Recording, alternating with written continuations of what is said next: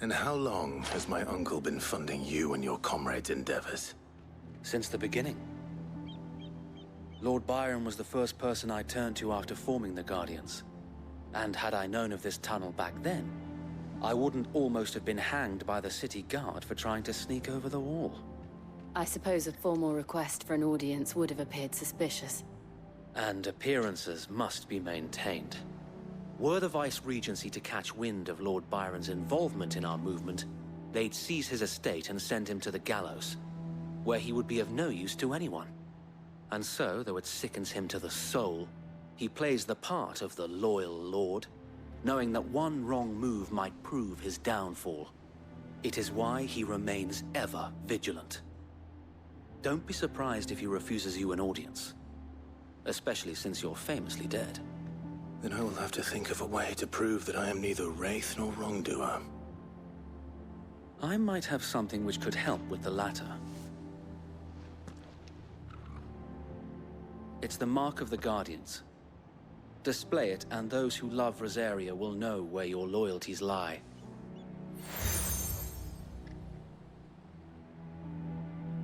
I shall wear it with pride. Be sure that you do. I don't want my men attacking you again. Unless you deserve it. If only Sir Tyler could have been here to see you. Or the Lord Commander. Thank you, Sir Wade. If there is ever anything you need. I know. Go on now, my lord.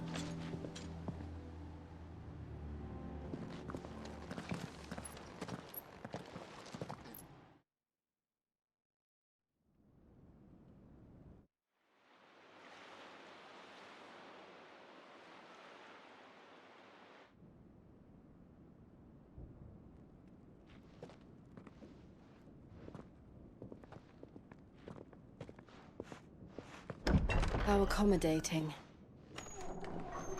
Do you really think they believe we are who we say we are? Not a chance.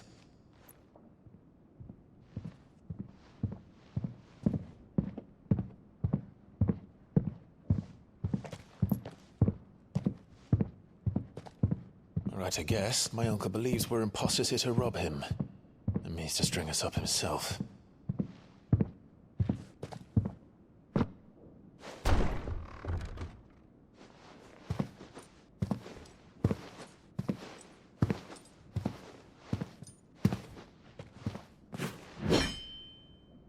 Imagine my surprise when I was told my nephew had come to visit.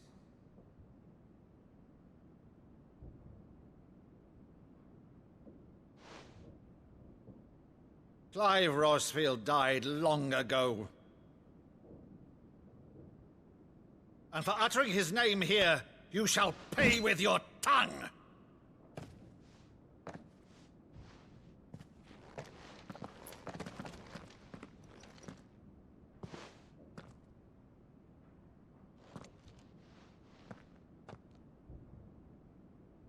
You would mock me as well?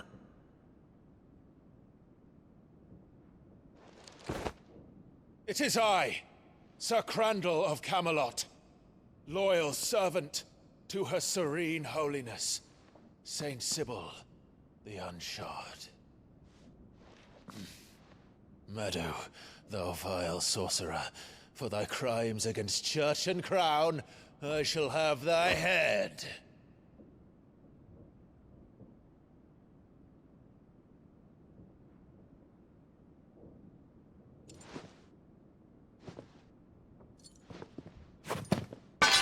Curse thee, infectious flax wench.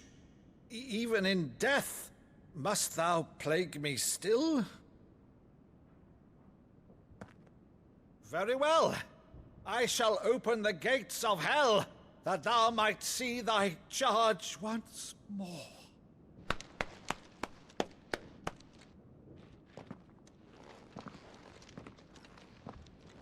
Bravo, Uncle. You're still the finest Maddo in the twins. Oh, Clive, my dear boy, it's really you.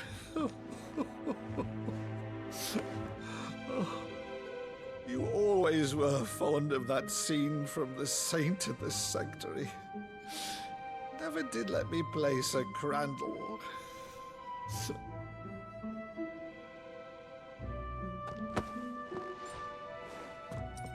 I have a favor to ask, Uncle Byron. Rutherford, inform the kitchens. There'll be guests. We dine immediately. But, Uncle...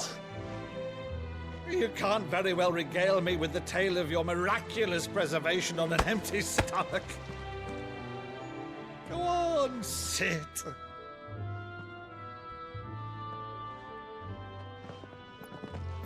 See that you use the good plates, Rutherford.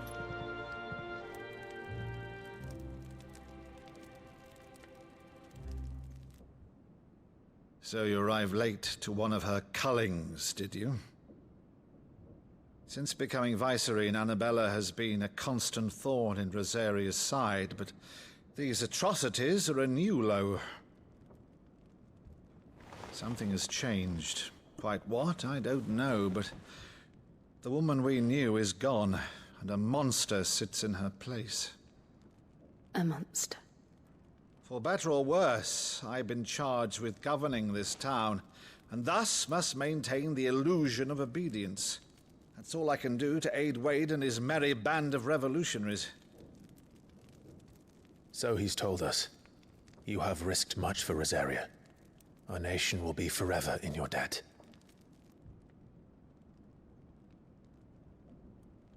It has been 20 years, Clive. The nation your father and your forefathers fought to defend is no more.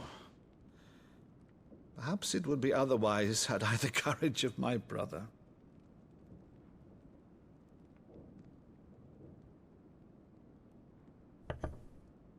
All right, if it's a ship you require, a ship you shall have. I've a galley in port, but recently relieved of her cargo. She can be outfitted for the voyage in a matter of weeks. So you believe us, then? About everything? Believe you? Ha! Only a fool would believe even half of the things you claim. But until tonight, only a fool would have believed my nephew still lived. And besides, I have it on good authority that Clive is telling the truth. Whose authority? Your own, of course. You've always been a terrible liar. Is that true? It's not untrue. Let's say no more about it, eh? It wouldn't do to linger on my nephew's greatest failing.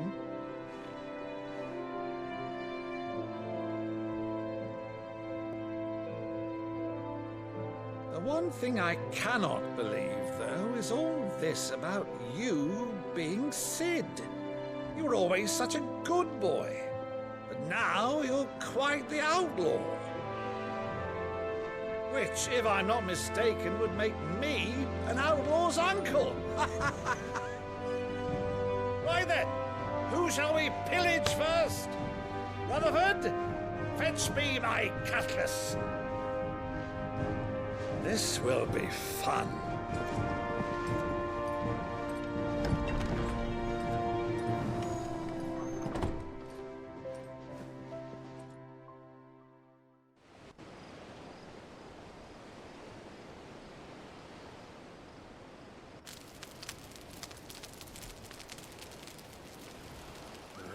Over there.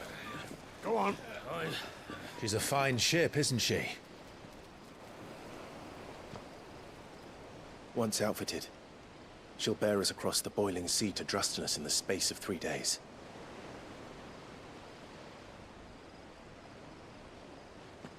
Something on your mind?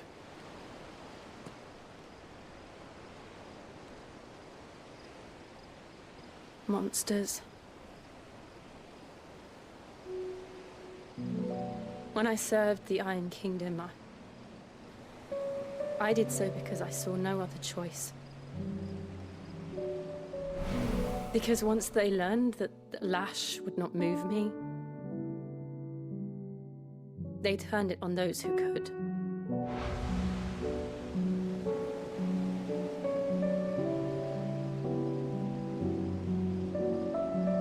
And so I became their puppet. I let them pull my strings, telling myself it was not my hand that swung a sword, but another's.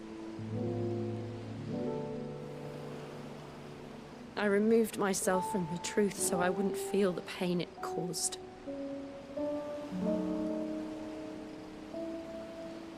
And before I knew it,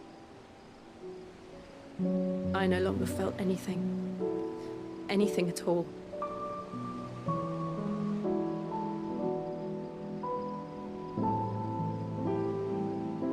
I had become a monster. Jill.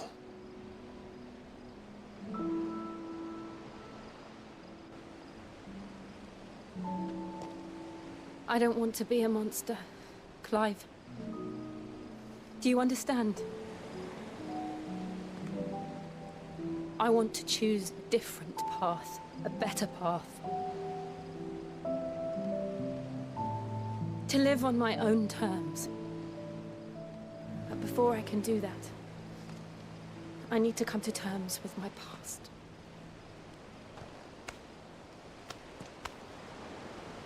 And when you do, I'll be standing there with you, just as you stood with me.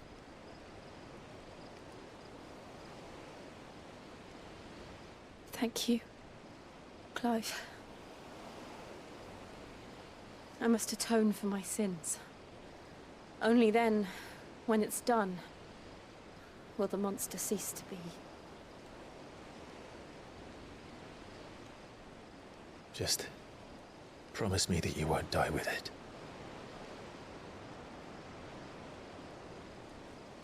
Now, let's get some sleep. The journey back to Benamir is long, and there is much to tell the others.